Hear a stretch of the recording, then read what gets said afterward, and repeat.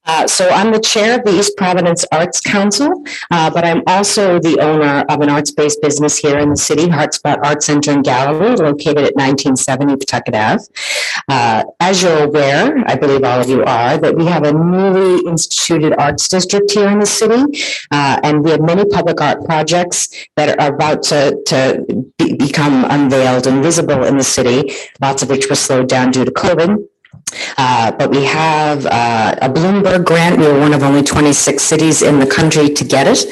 We have some public sculpture being unveiled in Riverside Square shortly, and many public pieces of sculpture being revealed in the Arts District. Along the lines of ARPA, I understand that the sewer and infrastructure piece is a big part of what the administration is asking for.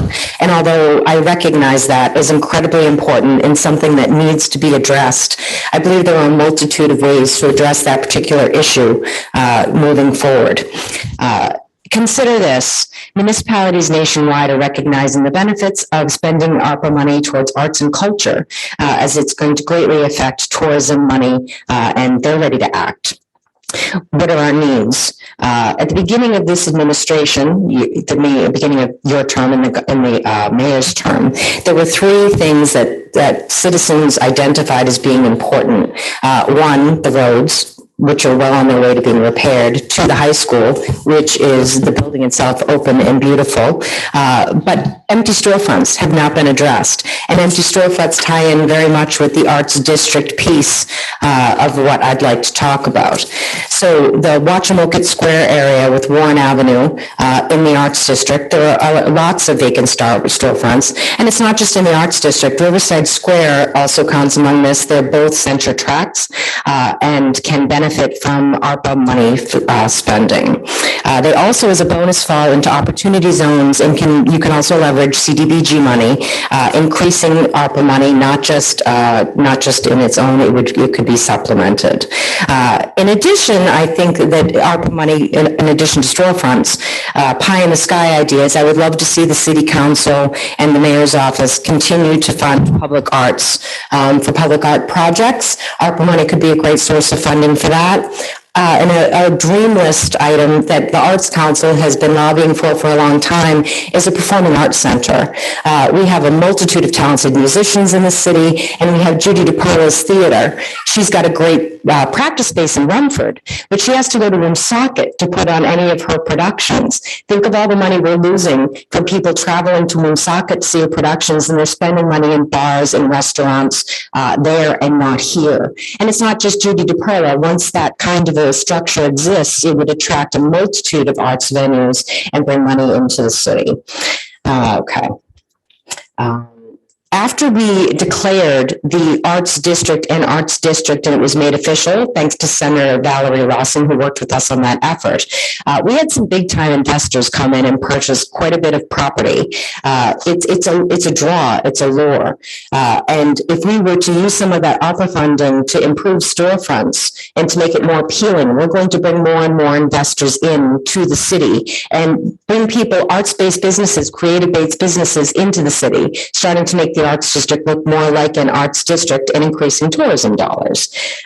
If you imagine the possibilities, we have an opportunity to create something really incredible here in East Providence, something that lasts, something that diversifies our economy, not just restaurants and salons. We have a lot of really great businesses here in East Providence, but to diversify the base would be huge. It's going to improve the quality of life for our residents if we continue to invest in arts and culture, and it will help improve the lives of the artists and creatives, a multitude of which live in the city, and we're really starting to get them to, we're really trying to start to help them. So East Providence isn't just a stop for the arts between Providence and Pawtucket and Warren and Bristol. It would be a real legacy project.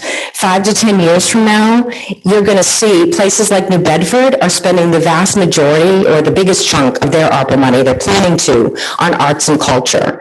Warren, who's very concerned conservative. They're taking 10% of their money and spending it on improving storefronts for their community and their businesses, many of which are arts-based.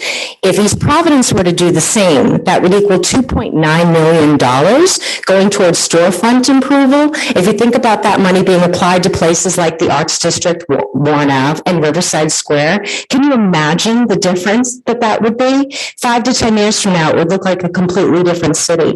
It would be a huge improvement. It would improve the quality of life, the aesthetics of the city, and put East Providence on the. I asked the administration and the city council to consider doing what so many other municipalities are doing that are similar to our own and helping to improve our economy through arts and culture. Thank you for your time. Thank you, Mrs. Cahoon. Next item, please. The next item is mayor communications. The first item is the appointment requiring council confirmation. It's James Boyd. It's a reappointment to the East Providence Conservation Commission. The term is January 2nd, 2022 to January 1st of 2025. Ms. Resendes? Good evening, Council President and members of the council. I'm here this evening actually on behalf of Mayor De Silva and Director Gonzalez. Sadly, Mayor De Silva, as many of you know, was not able to make it here tonight as he had a death in his family. And Director Gonzalez also has a family commitment this evening as well. Mayor De Silva is actually requesting before this body to come before this body during your next scheduled meeting to go over or present his year in review, his 2021 year in review. And back to the appointment. So we are requesting the reappointment with confirmation from the council in regards to James Boyd for the Conservation Commission. Just a little background about Mr. Boyd. Cutting out. Just a little bit of background about Mr. Boyd. He is a resident of Rumford. He's lived in the city of East Providence for a number of years. He is currently employed by the State of Rhode Island Coastal Resource Management Council as Deputy Director and Environmental Scientist. His contribution to the commission is aided by his background in environmental sciences and enjoyment in the time he's already served on the commission. I guess he's been a member since 2006. Fix this mic. Additionally, Mr. Boyd serves on the Rhode Island chapter of the Nature Conservancy Board. Are there any questions? No, I will move to approve if it's all right with you, Mr. President. Second. So we have a motion, it was seconded. May we have a roll call vote, Deputy Clerk? Councilman Cahoon. Aye. Council Vice President Roberts. Aye. Councilwoman Souza. Aye. Council President Brito. Aye, thank you. Good selection there, by the way. Next item, please. And we have Bill Fazioli who will be talking about the American Rescue Plan Act plans and goals.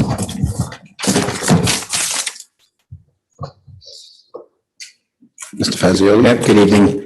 I believe in your packet is a report that was dated January of 2022 that sort of outlines some of the general parameters in the American Rescue Plan Act, along with the eligible expenses and some summary of what the city's expended to date, and identifies certain areas going forward, how the funds will be directed. I know there was a report due to the U.S. Treasury, I think the end of January, that Malcolm Moore, the finance director, had to put in place, and that's where we sort of came up with some sort of general parameters of where the monies would be allocated. This isn't really these are more guidelines. These aren't written in stone. There's still obviously some ways to discuss how the money will ultimately be used, but just to provide an overview, the city is scheduled to receive almost $28 million from the ARP funds, of which they have to be obligated by December 31st, 2024, and actually to be expended by December 31st, 2026.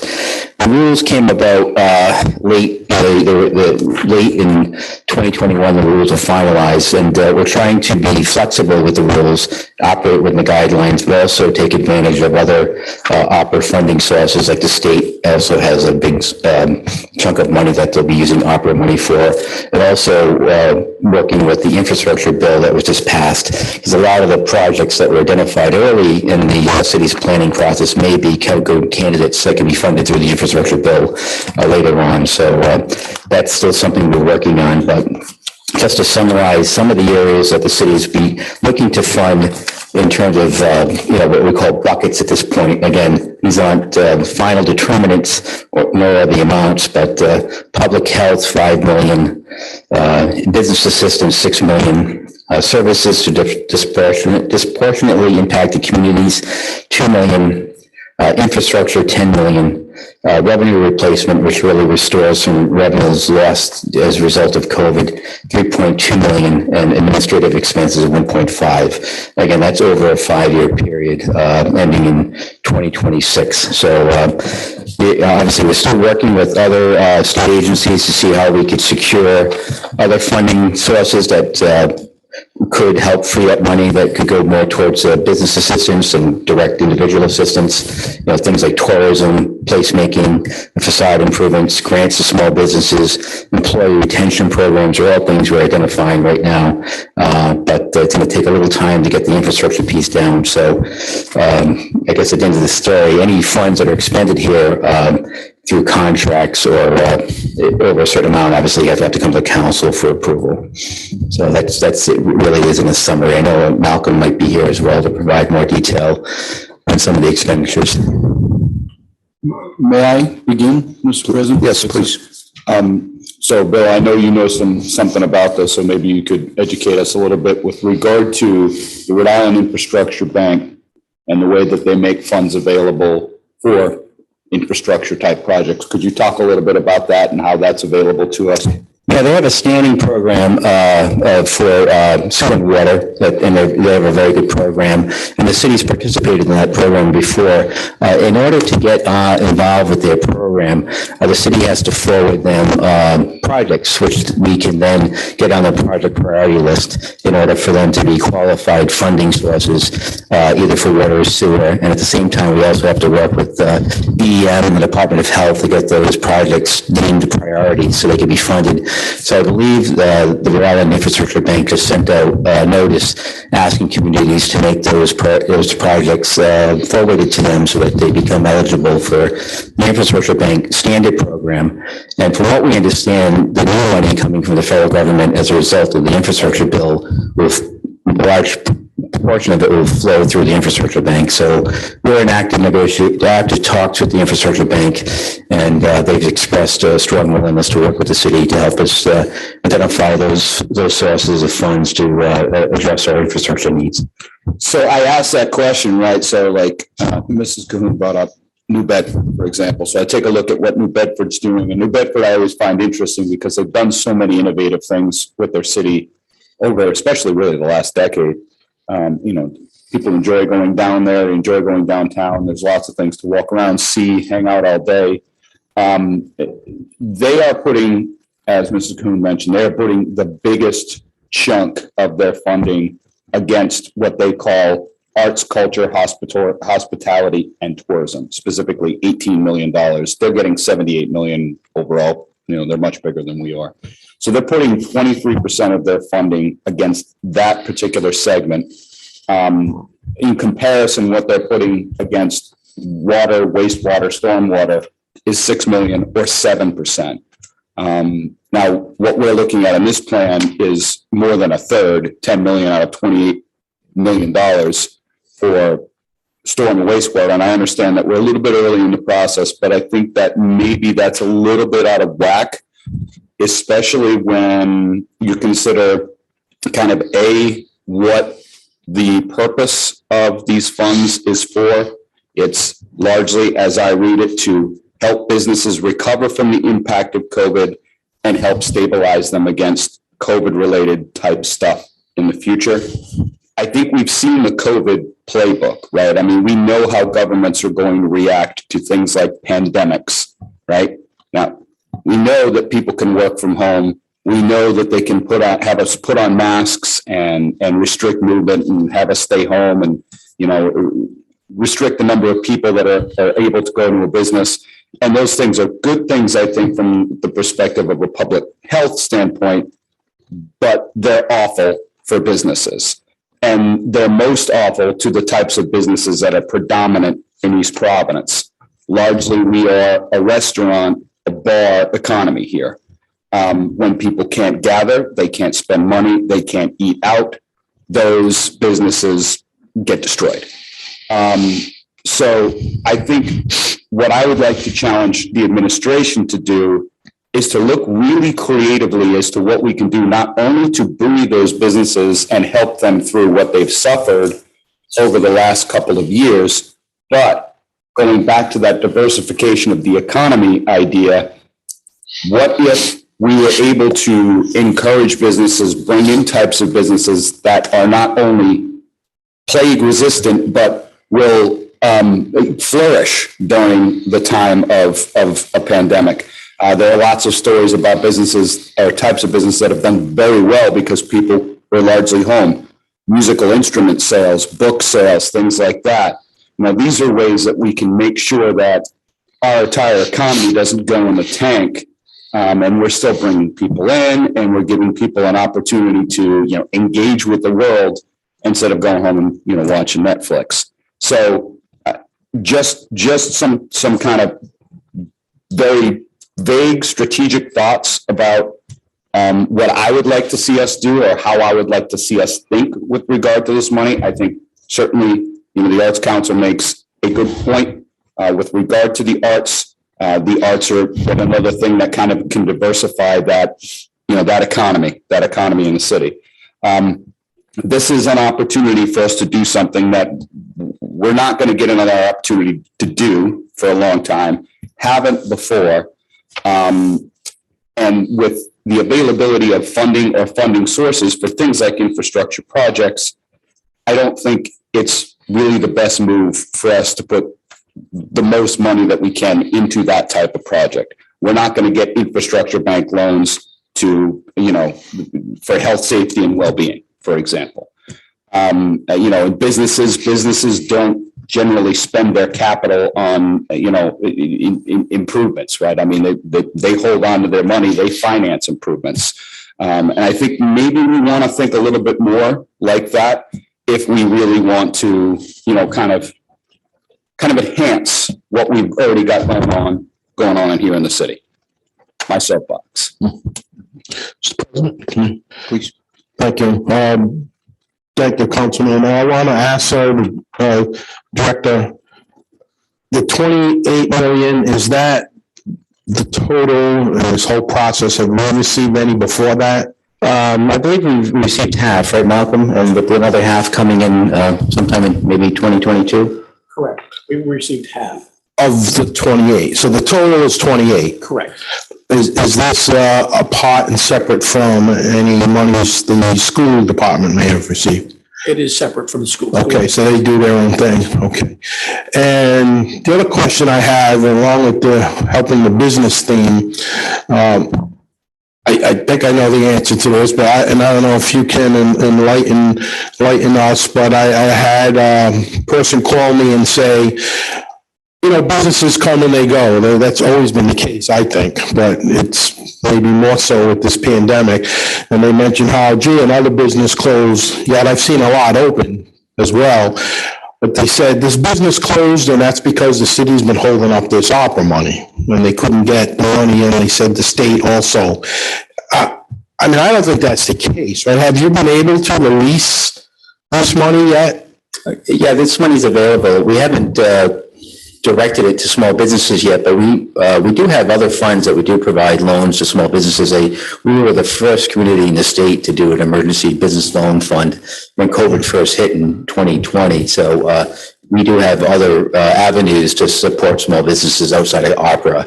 And, you know, the state did just announce a $5,000 grant program, which is modest. You know, it's not going to probably save us business from going in and out of business, but we haven't had any hold. You're not aware of any real specific business closures where people have come to you and said, no, we'd like a grant, and they didn't get it? No, not that I'm aware of. Yeah, I mean, again, out of the business loans that we made early in 2020, right after the COVID hit, I think we made about $75,000 in loans, and that kept a few businesses open. In addition, the state also had a Take It Outside grant program that people are getting like $5,000 to do outdoor dining, buy, you know, different things like that. But we haven't had anyone come to us, and we haven't been able to help them and turn them out. So has the city been pretty much reimbursed for medical expenses or EMS expenses, masks, equipment, things like that, vaccines. Yes, we brought back Wayne Barnes, who has been spearheading this, going through FEMA. Originally, we were getting 75% of approved expenditures. They bumped that up to 100. Mr. Barnes has it down pretty much to a science that, these are the 4 or 5 categories that go through. He makes sure that he hits all of those targets every time he submits, and we've probably got back $1 million, $1.5 million. So all the pods money that we have over at next to the Stop and Shop, that goes through FEMA. So we're up on that. I think he sends one in about every 4 to 6 weeks. That's FEMA, that's apart from this 28 million. Completely separate from Separate, good. And finally, I'm sorry, go ahead. Just to clarify, some of the issues we've had is that we kept waiting for a final ruling, and we kept getting an interim ruling, so they kept updating what the final rules were going to be. And so I do believe we've got that about a month ago, the final ruling, so. Is it readable, right? I mean, so I read through the Treasury interim rulings, right? And they were fairly dense. I mean, it's not really accessible to the average person. How does the final ruling look? It's very. How long? 435. That It's sounds very like, similar. yeah, what I'm used to. We're getting, I know the city works closely with Rob Zanarski, is that his name? Zarnatsky. Yeah, Zanarski at the State Office of Municipal Affairs, and he's been very helpful in helping us go through that and determine what the eligible expenses are, and he's been very responsive to us on that end as well, so. And a lot of communities will be able to put most of their money under the lost revenue, which gives you a little more flexibility. So if there were certain buckets you wanted that may not have fit nicely into some of these other ones, it could fit under lost revenue. So where do we go? What is the schedule or timetable?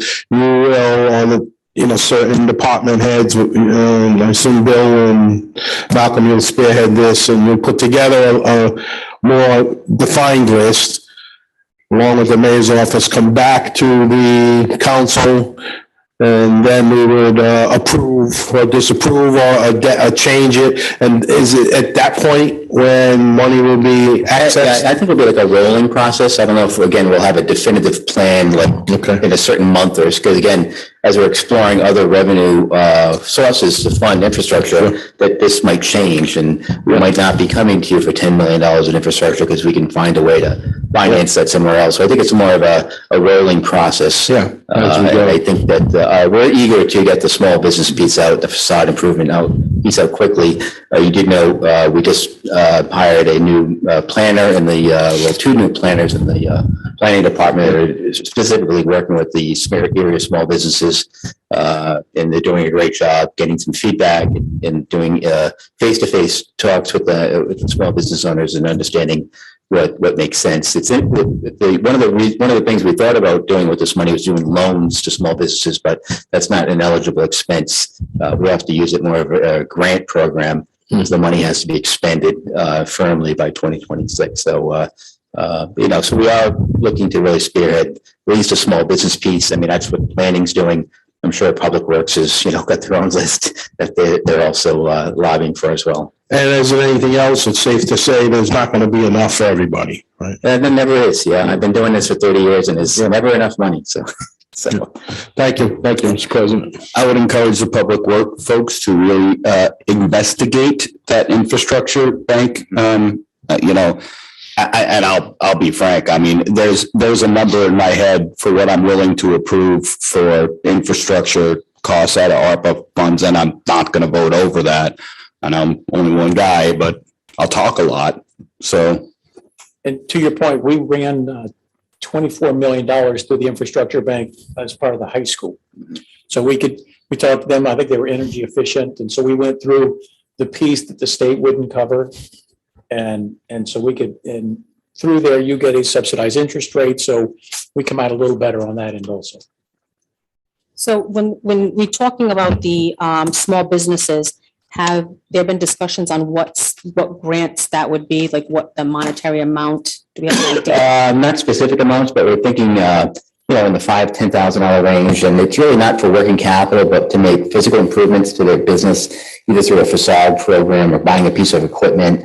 That's sort of what we're thinking about in that range, because we think something between 5 and 10,000 will be enough to have an impact where we could reach a lot of businesses. And again, if that isn't the number, then we can revisit it and see if there's another approach makes sense. Or if there's an ask, so, to speaking to Ms. Cahoon's comments earlier, there are a lot of empty storefronts. And I know a lot of people would love to be entrepreneurs, but even thinking about jumping into something like that is very scary for a lot of people because of the upfront costs and the continuous cost that it takes to be an entrepreneur and have a business. With that, a lot of the buildings are also very dated and decaying and require a lot of work.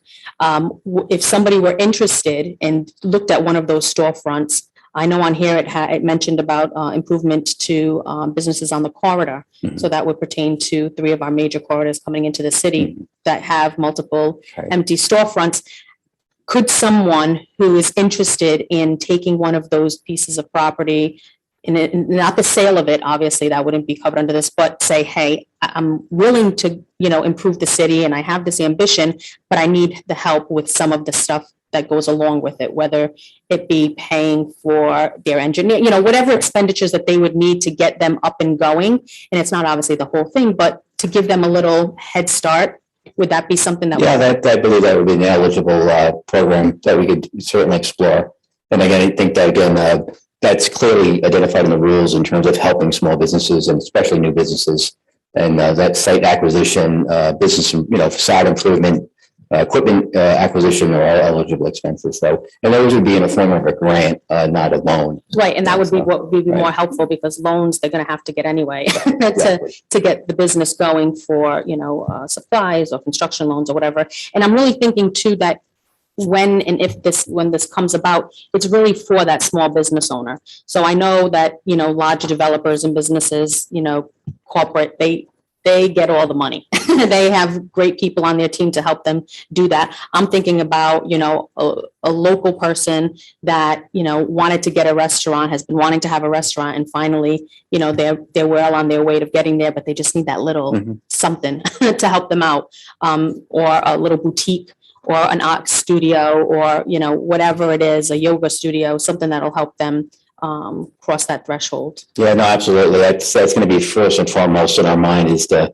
make it sure it goes to the places that have the biggest need and aren't getting other resources, and this just represents a small portion of their overall financing, but we're able to have those conversations, look at someone's business plan, look at their other financing sources and see how we could help make that a reality. Okay, thank you. May I just one more, because Councilwoman Souza made me think of something that we had talked about in the past. And so the idea, Councilwoman, you bring up, somebody might be a fantastic brewer, right? They might be great at making pots, but they don't know anything about business insurance or taxes, right? And, this is a problem those are problems like a place like Hope in Maine has, helped people work through a lot of those problems by incubating, kind of these early restaurants so that they can go out and they can find their own brick and mortar space, and that they can operate and get over kind of that inertia and have a successful business. I think there's space in here for us to do similar type things with this funding. If we're smart, if we're strategic about it, and kind of help catalyze some of those types of businesses. Yeah, we're also, obviously, we're working with other partners in the state that are doing this. So we're not doing this alone. We're working with a group called Local Return that specializes in community wealth building, and realizing that's a way to enhance not just the individual business owner, but the community as a whole. So we've been working with them the last 6 months. And actually tomorrow night they have a little gathering to get a bunch of entrepreneurs and communities together to talk about how we could collaborate. Tell us what you need, from us through the ARPA funding, and that's taking place in Providence. So, we are exploring a lot of wide-ranging opportunities to leverage the fund as much as possible.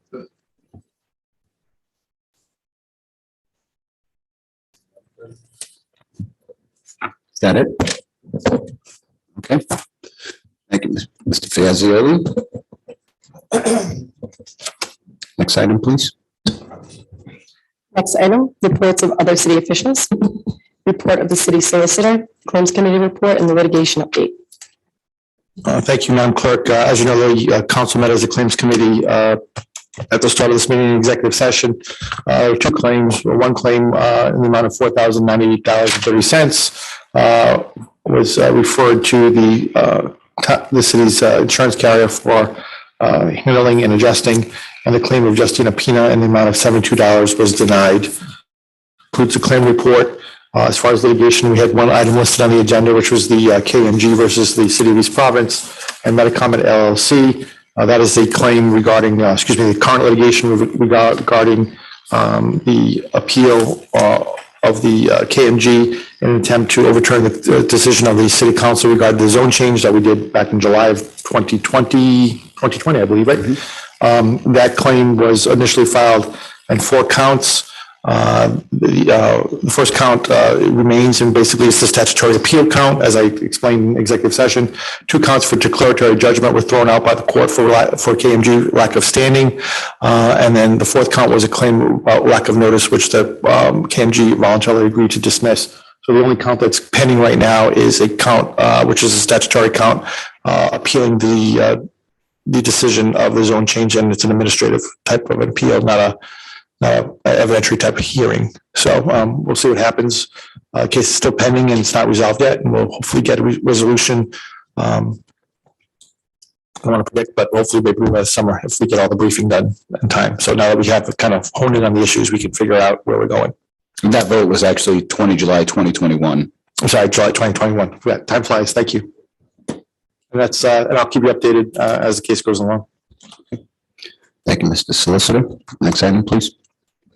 Next item, ratification approval of Eppmtea collective bargaining agreements.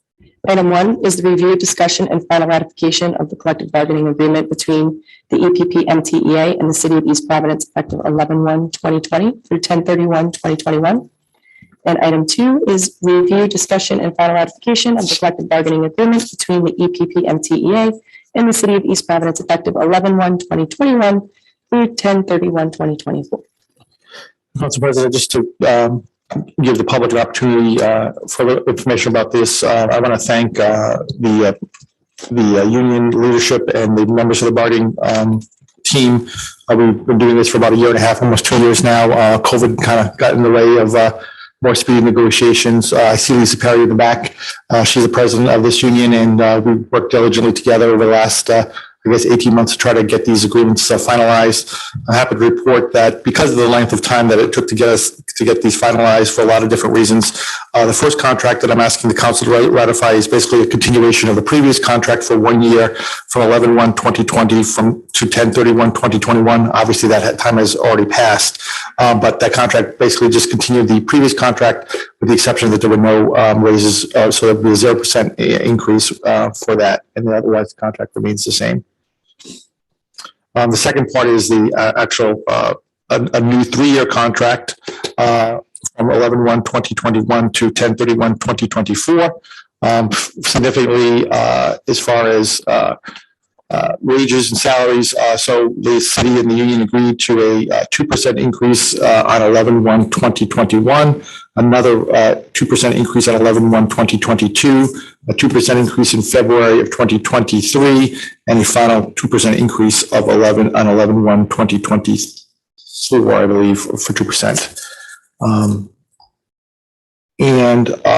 From the city's perspective, obviously, because the previous contract was negotiated under the prior administration, the prior city manager, we changed a lot of the language to reflect the new mayoral form of government. The other thing that we're happy to report is that this contract will allow the administration to have new city hall hours upon 60 days notice to the various unions. And as you know, the city union, the steelworkers agreed to this in their contract. It was ratified last year. But with 60 days notice, the new city hall hours will be Monday, Tuesday, Wednesday from 8 a.m. to 4 p.m. On Thursdays, the city hall hours will be from 8 a.m. to 6 p.m.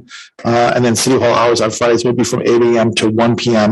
And that was put in to hopefully be more convenient to the public to allow them to come in on a Thursday night to work to come in maybe when they're done with working so they could interact with City Hall. I do want to thank Lisa Perry and her team.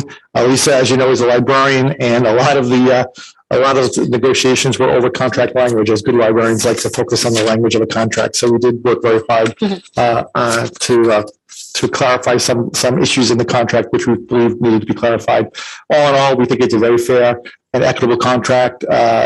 Two contracts every administration would ask that it be ratified. And I would also like to thank Malcolm Moore, Matthew Gonzalez, and myself, along with the mayor, who helped negotiate this contract over the last 18 months, and you've been provided with the financial impact statement from Malcolm Moore, which is required by the charter.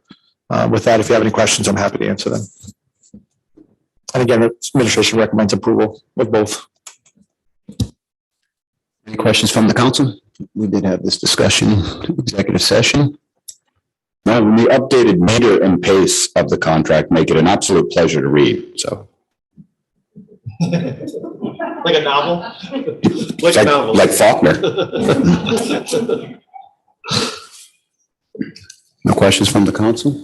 I move approval, Council President. Can we do two separate votes, please? I move approval for number one, ratifying effective date 11/1/2020 to 10/31/2021. So we have a motion on the floor, but before we proceed, Councilman, you have a question? No, I do not, sir. Okay, we have a motion on the floor by Councilwoman Souza. Would anyone like to second that motion? I'll second. Okay, Deputy Clerk, may we have a roll call vote, please? Councilman Cahoon. Aye. Council Vice President Rodrick. Aye. Councilwoman Souza. Aye. Council President Brito. Aye. Next one, please. Motion to approve final ratification of the EPP MTEA effective date 11/1/21 and 10/30 through 10/31/2024. Okay. So we have a motion, Councilwoman Souza, seconded by Councilman Rodrick. Deputy Clerk, may we have a roll call vote, please? Yes, sir. Councilman Cahoon. Aye. Council Vice President Rodrick. Aye. Councilwoman Souza. Aye. Council President Brito. Aye. Next item, please. There are no resolutions. Introduction of ordinances. The first ordinance is an ordinance rescinding prior bond borrowing authorizations. The summary is to rescind and extinguish the authorization to borrow for select projects. The sponsor is Council President Brito. Thank you. Rescind and extinguish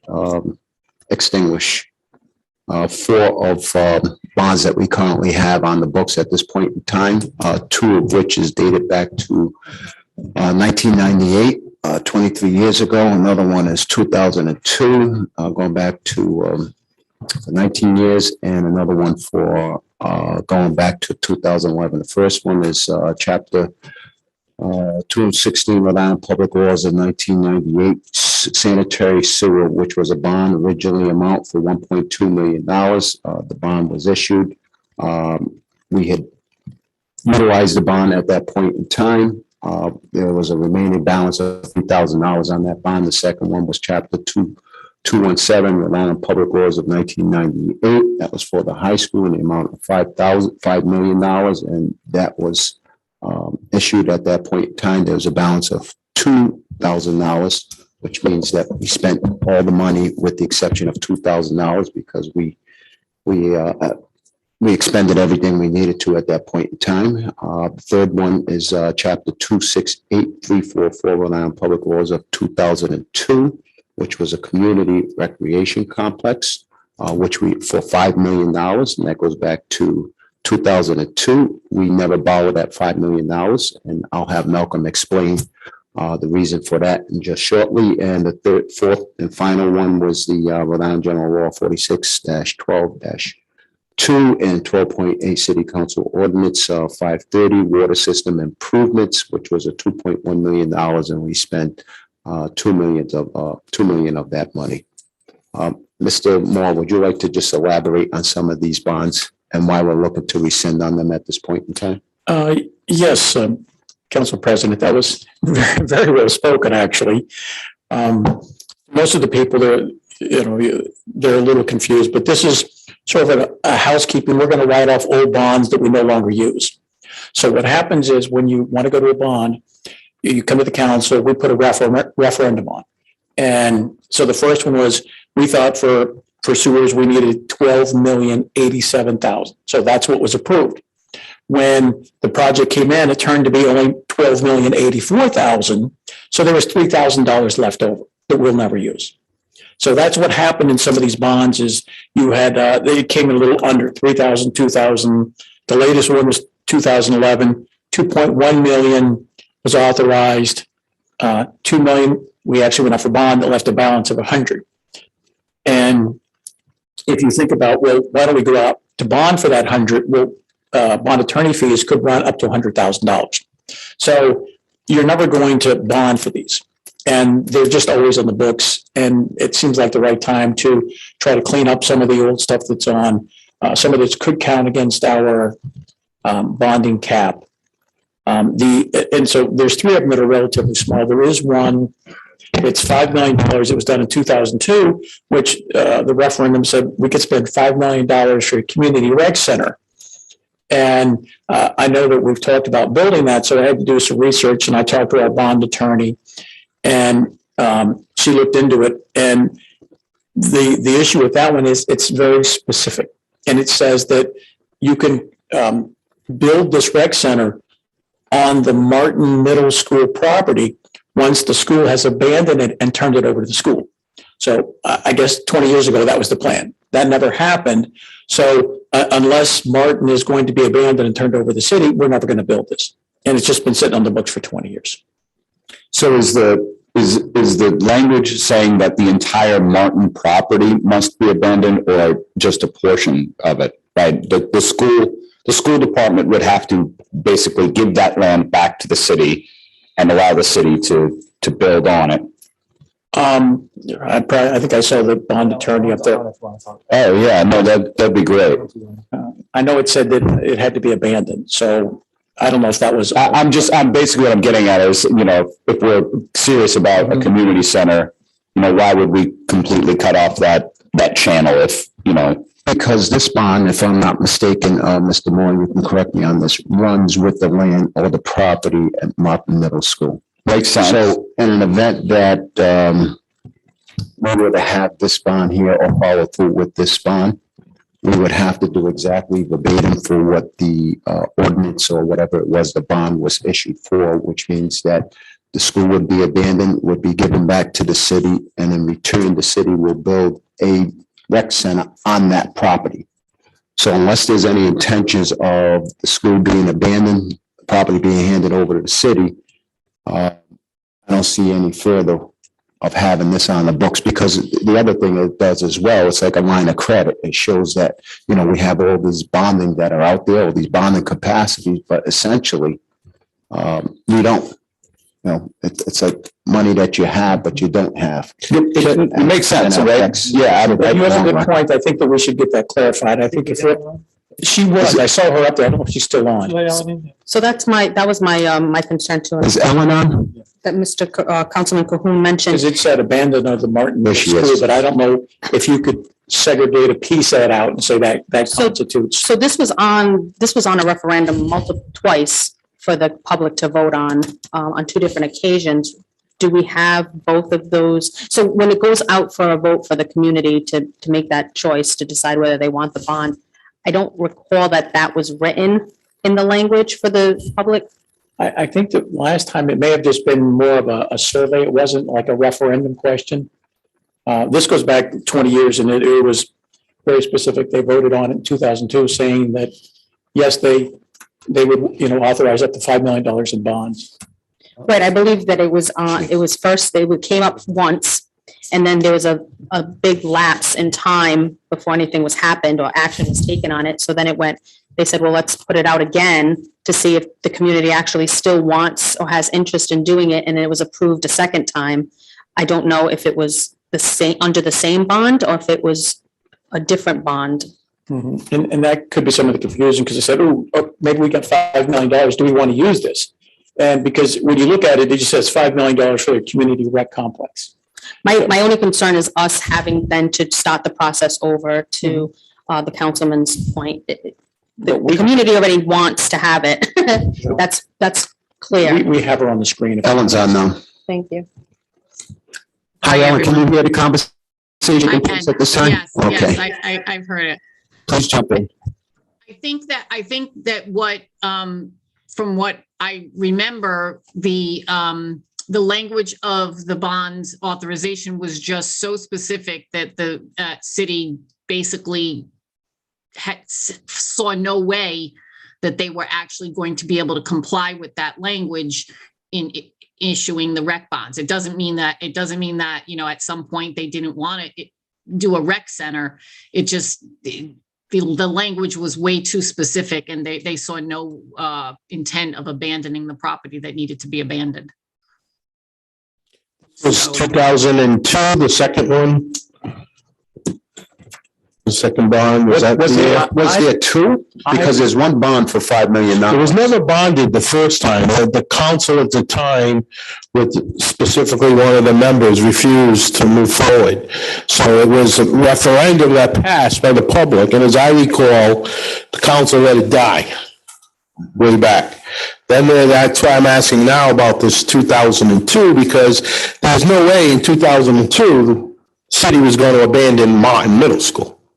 Right in its prime. So that language might have been also back then to try to stop the rec center. So the question now is, and the attorney, I'm sorry, is it Ellen? Ellen. Regardless, the language now is somehow evolved. It is specific.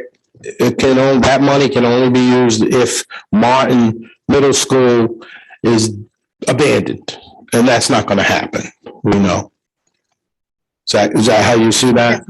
That's, I was told that Martin Middle School was not, you know, there was no intent to do anything with Right. it, and therefore, so Unless that's. we're going to put 700-800 kids out in the street corner in the next several weeks, a month, or a year or so. There's no plan to, I know there's a big plan to retrofit Martin and to help, and there may be some bigger plan in the future. So the question now is, if this is going to potentially hurt our bond rating, then why do we have it on the books if we can't use it?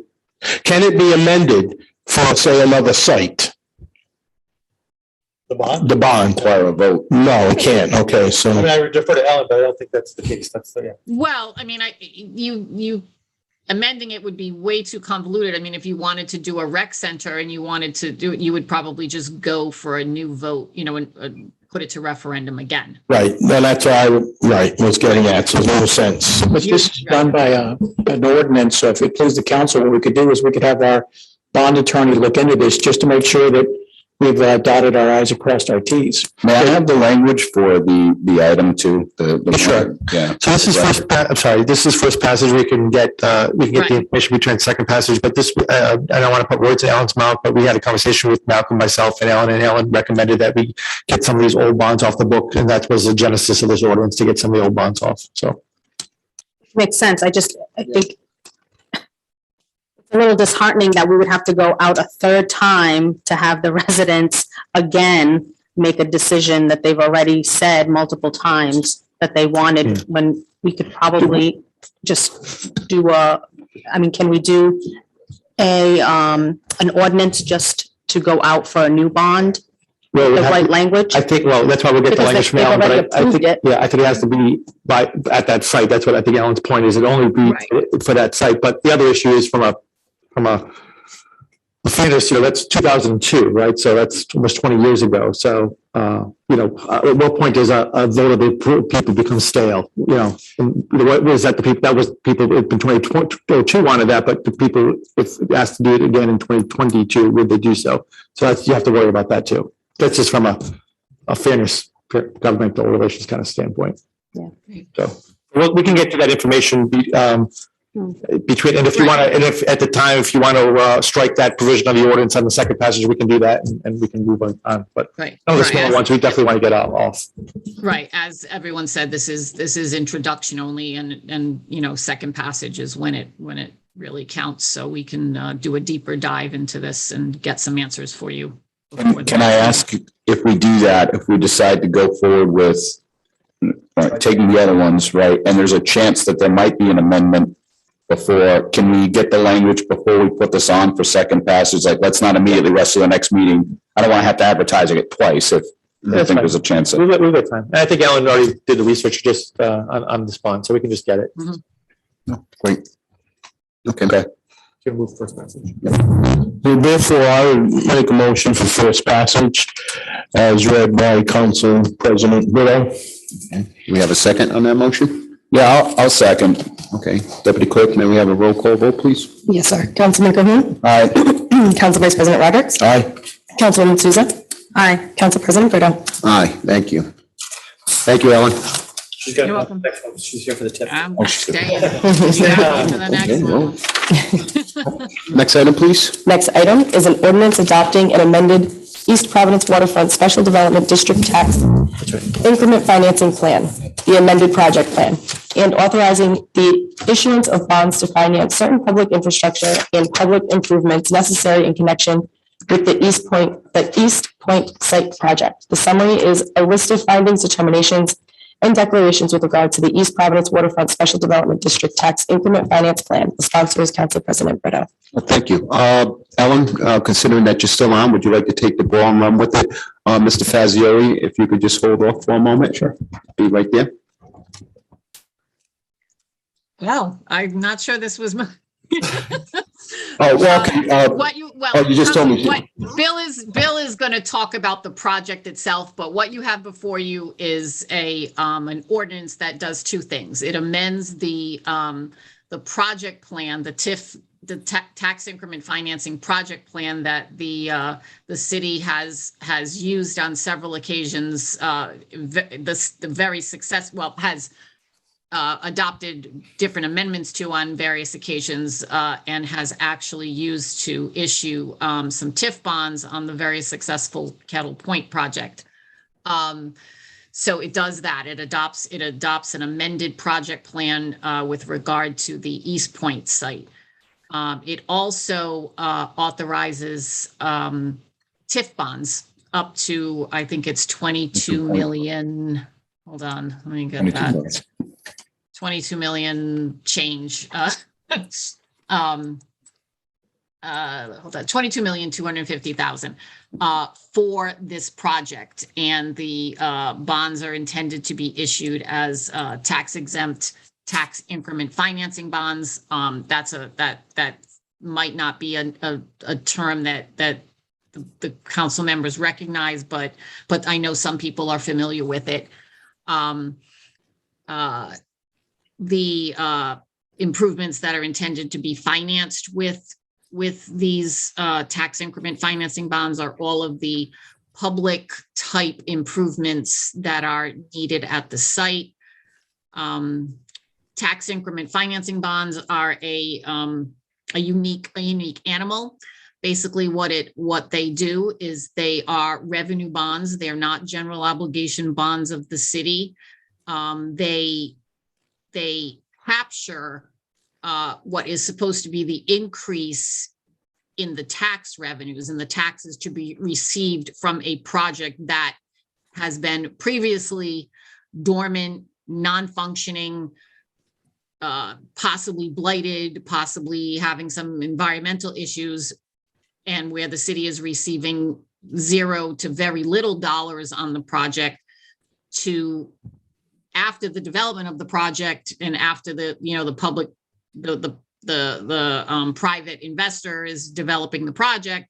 The hope is that the project is generating a lot more tax revenues, and the bonds will capture some of those revenues to be pledged to the payment of the debt service. The city, the TIF bonds are structured so that the city actually gets a benefit from them as well. The city gets the excess tax revenues over and above the debt service. The city has traditionally structured these so that only 70% of the excess tax revenues actually are pledged to the bonds, but the bonds are sized, meaning only 60%. So basically it's a 60-40. The city is, gets 40% of the extra tax revenues from this. And then once the bonds are paid off, the city gets 100% of the extra tax revenues. significant, detailed financial analysis is done as to what's expected. And the only thing that I think we can point to is, for you guys to see how this works, and Bill can explain it even more, is the Kettlepoint Project. So that's sort of my pitch on this. I probably took some of what Bill was going to say, but. Just to give people an idea of the East Point, it's the old former Geonova site, which is off Roger Williams Avenue and behind Phillipsdale Landing. So the same developer who developed Kettlepoint is looking to develop that area over there as well. Mr. Fiscal. Sure, thank you. And thank you, Ellen, for that. That was very helpful. In addition to Ellen, there's other officials on the Zoom call.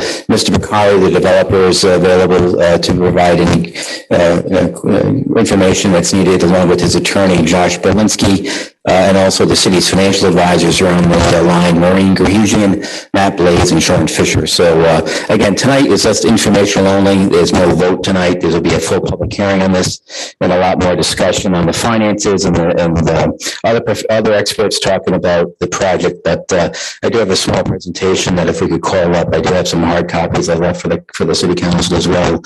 So very briefly, a little bit about the project and also the history of the property and what we hope to have it turn into.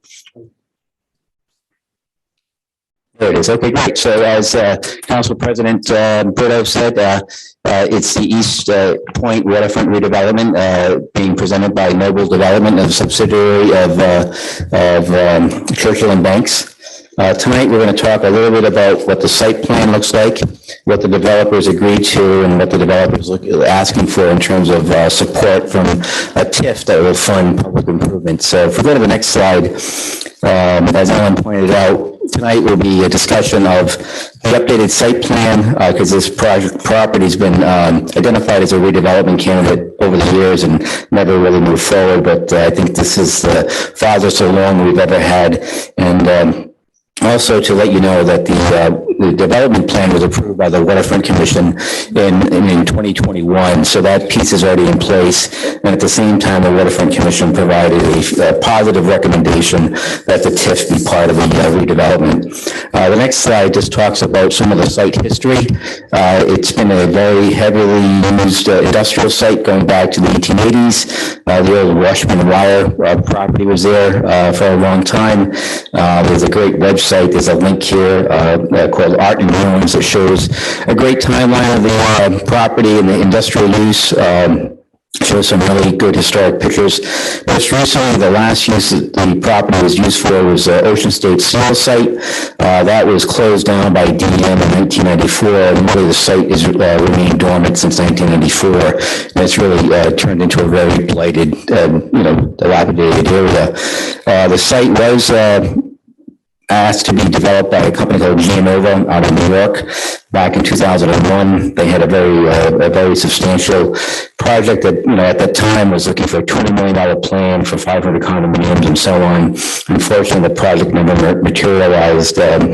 And they had some economic ups and downs. Another proposal came about in 2016, but never really got to the permitting stage.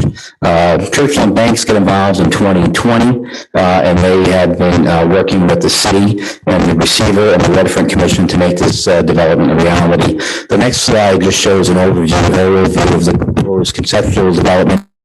27 acres on Roger Williams Avenue and Bourne Avenue. There is an inland portion, and there's also a beautiful seaside on the Seekonk River portion that is a very picturesque site if you've ever been out there. Right now, it's completely fenced off. It's overgrown, trees and shrubberies, and really nothing on that site. Fortunately, the site's been largely remediated from an environmental point of view, so it is ready for development. And we're excited that the developer is moving forward to bring the site to the next phase. The next slide just talks about the project benefits. Obviously, we bring a site that's vacant and blighted. It's on the Seekonk River, and we bring it back to life. The project will add important housing to the city, including market rate and affordable housing for age-restricted residents, which I think is a big need for our community.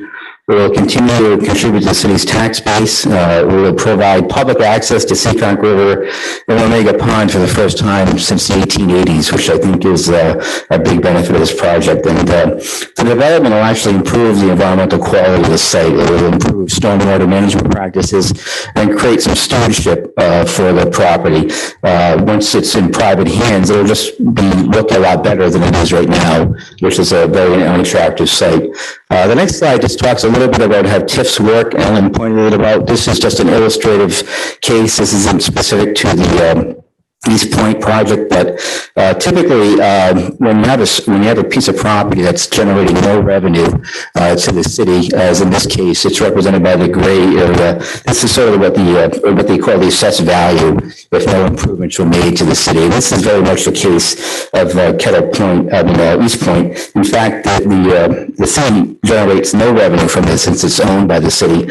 And typically in the normal development phase, as development occurs, the assessed value of the property increases, which allows taxes to be channeled to fund public improvements to support the private investment. And it's important to note that no taxes are deferred or abated by the property owners within the district. It's just that they're being channeled to support the public improvement. So everyone here is paying 100% of their taxes. It's not being, no taxes are ever abated in the TIF. The next slide just talks a little. Actually, can we stop real quick? Can we actually this slide or the other one? It doesn't matter. So do you have, like at the tip of your fingers, where Kettlepoint started in terms of baseline tax value and where we are now? Yeah, so Kettlepoint, when a pre-development, the assessed value is a little over $2 million, which generated about $67,000 to the city in taxes. Now there's annual taxes, the assessed value is probably north of 70 million, and the taxes are probably between $1.5 million and $2 million a year. So that's really it's the TIF is proceeding far beyond the initial projection. So you've seen a property is again contributing $67,000 to the city. Now it's close to $2 million annually. And right now we're in one of those share type agreements where we're getting a portion. The term of that TIF, and do you know when? Yeah, that again, it's a 25-year term, but there is an opportunity to prepay that bond faster if the revenues continue to perform as well. You can create some sort of vehicle to maybe prepay the bonds quicker, certainly refinance the bonds so they have better terms, but we've seen exceptional performance on the tax values of Kettlepoint.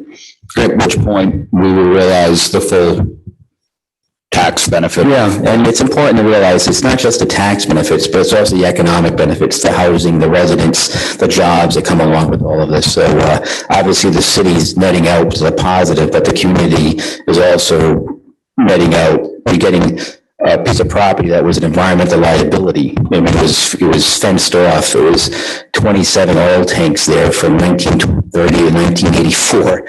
So when that was a major liability, I don't think that did anything for anyone's property value, having that in their backyard. So now that's removed, and now you have a community with homes and activity and public access. So we see the same thing happening here at East Point. So thank you. So I'll get into a little bit about the actual development. If we can go to slide 4.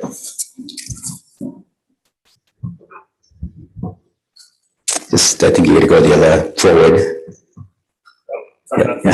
Yeah. Yep. Just, okay, I'm sorry. Just one more. I'm sorry. Yeah, so basically this specific development calls for 387 units that'll be built along the Seekonk River. They'll contain a mix of inland and waterfront homes as well as an apartment. Right now we're looking at 226 market rate apartments, 39 age restricted affordable housing units, 28 row houses, duplexes, and a series of single family homes that has been permitted for this development. The next slide talks a little bit about sort of the finances behind this. Again, we'll get into this a lot more at the public hearing, but the total project is about $107 million, $108 million, of which, private debt will be about $64 million, private equity will be $21 million, and then for a total of $85 million of private money, and the the developer's looking for about a 22 or $22.25 million TIF that will help pay for the public improvements. You can see the public improvements largely will be utilities, roads, public stormwater utilities, removal of the barge, public parking for access to the waterfront and so on. So we think it's a fact that you can leverage about $4 of public private investment for every dollar of public investment. That's a good scenario. And again, these are based on very conservative estimates. And I think at Kettlepoint, we're probably seeing a ratio of probably like $10 of private investment for every $1 of public improvements. The next few slides we can kind of skip over. We'll get into this a little bit more as we get into the public hearing next week, but I think the one thing I want to do is if you go to, I think it's, keep on going to the next one down. Just some summary. This is people understand that the redevelopment is expected to generate about $89 million in revenue to the city in terms of taxes and also one-time revenues. The current site is owned by the city and does not generate any taxes. All property taxes not used to pay debt service will flow to the city. The city will benefit from increased housing and will also benefit the abutting area. It will create public access to a long dormant site that will provide recreational opportunities for Omega Pond, Seekonk River, and the 10-Mile River. And it's also very important to understand that the taxes to pay for these TIF bonds are exclusively paid from the properties within this area. There are no other city revenues, no other city taxpayers that are obligated to pay for these improvements. It's strictly from the property owners in this area. And that's the same exact way how it works in Kettlepoint. The last slide just talks a little bit about the steps. The Waterfront Commission has adopted a recommendation for a plan. The Waterfront Commission did provide an advisory opinion to the City Council. Tonight is our first reading. The next step is a public hearing and a possible vote by the City Council, at which time the bonds will be authorized and there'll be more ongoing analysis before the bonds are issued. Sometime probably when the developer gets all of his financing approved and also gets the clearance from the judicial receiver to purchase the property. The other benefit from this project is that the city will be realizing funds, as this property sold to the developer, and those a portion of those funds will help pay back some community development block grant funds that can be reallocated for other purposes. So that's again another benefit for this project. So that's pretty much just the presentation, knowing that we're going to be back here. Like I said, I do have the developer on the line, along with his attorney and the city's financial advisors, if there's any questions for them. Bill, before we go to that, Mr. President, question on the prior complicated issues with Gianova and all of the legal. Is that all done? That's all? No, I don't think the city solicitor is probably the best person to ask about this. I know that's an ongoing issue with the judicial receiver and the proposed purchaser. So the property is still in receivership. There's been numerous hearings. We are almost done. One of the things that we've been holding up, we're trying to get permitting from the railroad companies because they have to make a railroad crossing to that other parcel that you saw there. But we've been working diligently with the court, Judge Stern, and the receiver, Mr. Russo. So we're almost there, but I think we've got a final, as you know, the council previously approved the settlement of that. And we're just working through the details and some of the closing doesn't really occur until all the permitting has been completed. And I think the last step was that railroad crossing, and we've been working diligently. I think we just had a hearing last week, actually. So almost done, but so we're not quite there yet. Is it fair to characterize that issue that's been with us for, 15 years now, right? As complicated a legal snafu as there could be in a land deal? I mean, I inherited this, yes, so yes. I mean, as you know, there was, I kept on our counsel, which was Bob Correnti, who had been previously hired. He's been really, I've been going to the hearings with him and kind of playing referee a little bit, but it's been a very long, drawn-out process. And don't forget, one of the things that's holding Gianova up, from our perspective, was the HUD money that we put into it. So, HUD has not been paying us a full contingent of monies because of that project. So once this closes and we get some of the revenue from that, we'll be able to get reimbursed from HUD, and we have to release some more money for us for other projects. That all has to close, right, before we go forward with anything. The case has to be closed, yes. We're pretty close to getting that. Because in HUD's perspective, somebody basically defaulted on what they were supposed to do. No, the city technically defaults. So we'll continue to pay HUD though. Out of the proceeds of the sale from Gianova to Mr. Bakari's. But even prior to that, we were paying HUD. Yes, we'll continue to pay, and that's eating up our allocation, unfortunately. That's, once that is paid off, we'll have even more money to use from our community development fund. So, Mr. Fazio, you talked about age restricted. What age are you referring to? I believe it's 55 and older. So I can fair to say that families with kids were probably most likely in the school system. So would this have any effect? Yeah, there is a fiscal impact report, which I'll make available to council in connection with this development. The fiscal impact is projecting 8 school-age children from this development. I think that's even high. At Kettlepoint, we have 0. It's just these type of developments just don't attract families of school-age children, which not to say there's nothing bad about that. We certainly welcome families of school-age children, but these type of developments don't really do that. And again, just as we all see that people just aren't having as many children as they had years ago. So the school enrollments are not what they used to be, for a number of reasons. Sure. Any other questions or any questions from the council at this point? Is this TIF approval contingent upon the purchase also? I believe so, yes. Okay.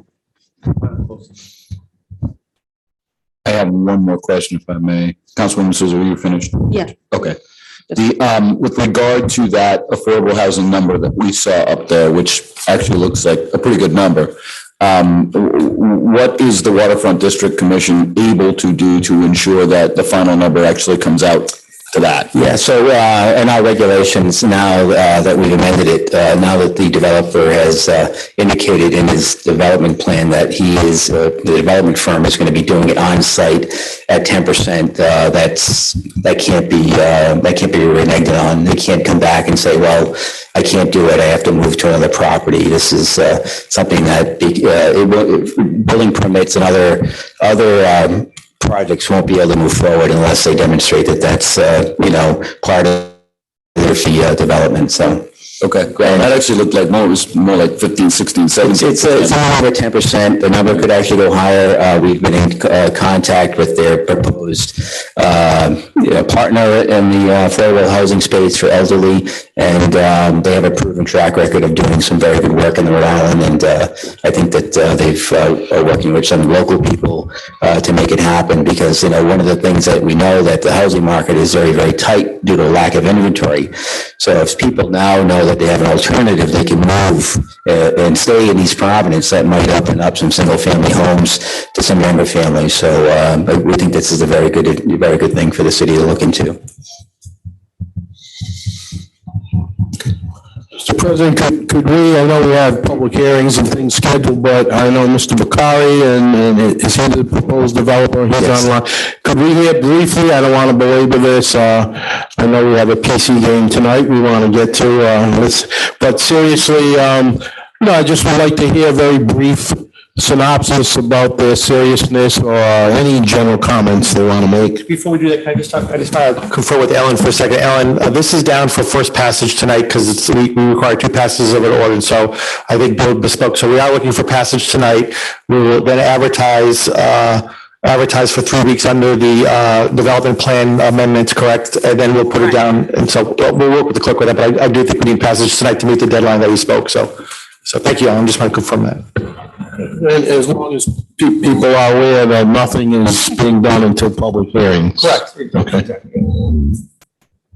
And freeing up some of the bonds, is that what's going to affect being able to go out to this bond? And it had nothing to do with one. I think Ellen, in just doing this project, sorry. In reviewing the tips for this project, Ellen came across, worked with Malcolm, some old bonds that were out there, where she just thought while we were doing this, get it off the books. But one is not related to the other, correct, Ellen?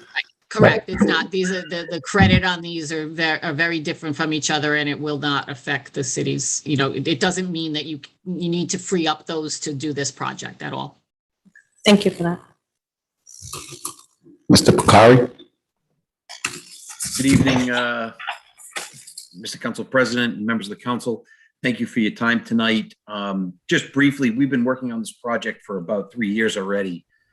Because the property was in receivership or is in receivership, it took about a year just to negotiate with the receiver, Mark Russo, through the court and the city of East Providence and the former owner, Gianova, to come up with a purchase contract that was suitable for all of us. And as you guys are aware, the proceeds from this sale will be split amongst the city and Gianova and the receiver. And so I want to just let you know that we've been working diligently for 3 years. The first year was specifically just on the contract. And the last 2 years, we've been designing and permitting the project through the East Providence Waterfront Commission, CRMC, the state DEM, as well as the railroad, which, there's a crossing that's required, and that needs to go to Public Utilities Commission. But, we envision that this project will start hopefully this spring or early summer, if all the approvals are obtained. We're really on our final steps with the TIF bond and CRMC. Once those are obtained, we would close on the property and we would get to work right away. We envision this will probably take 5 years at least to build out in total. We have had great success at Kettlepoint. East Providence has been a great city to work in, and the market right now in Rhode Island is so tight where the state really needs additional housing. So we're excited for it. We think that the timing is great. Hopefully we can get this started this summer and be building vertically in the fall and maybe opening some homes next summer. And that's kind of the vision.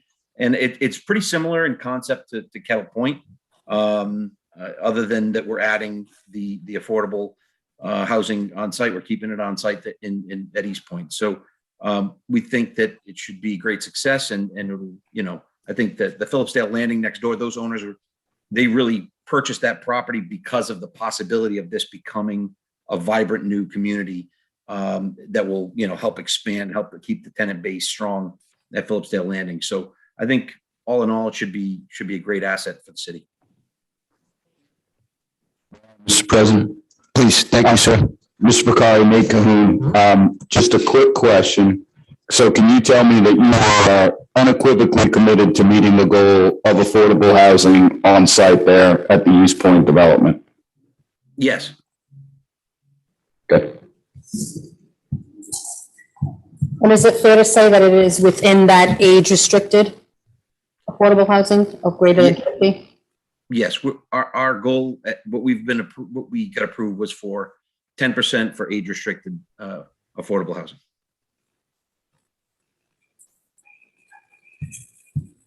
Any other questions from the council? Thank you, Mr. Bakari. Mr. Fazioli?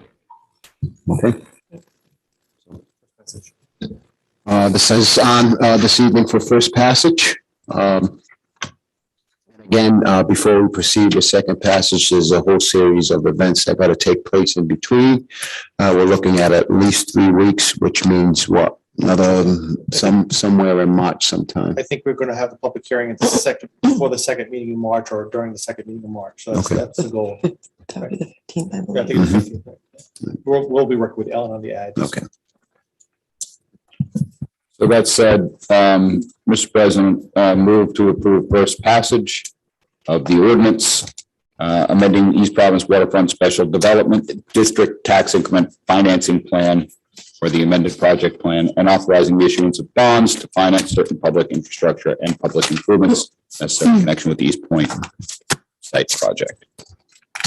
We do have a motion on the floor by Councilman Cahoon. Would anyone like to second that motion? I'll second that. Okay, with that being said, Deputy Clerk, may we have a roll call vote for first passage only? Yes, sir.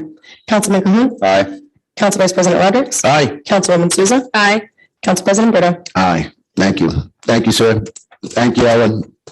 Thank you, everybody else who's online at this point in time. Next item, please. Adjournment. Motion to adjourn? Second. Roll call vote, please. Councilman Cahoon. Aye. Council Vice President Rodrick. Aye. Councilwoman Souza. Aye. Council President Brito. Aye. Thank you. Have a good night. Well, zero students. These people.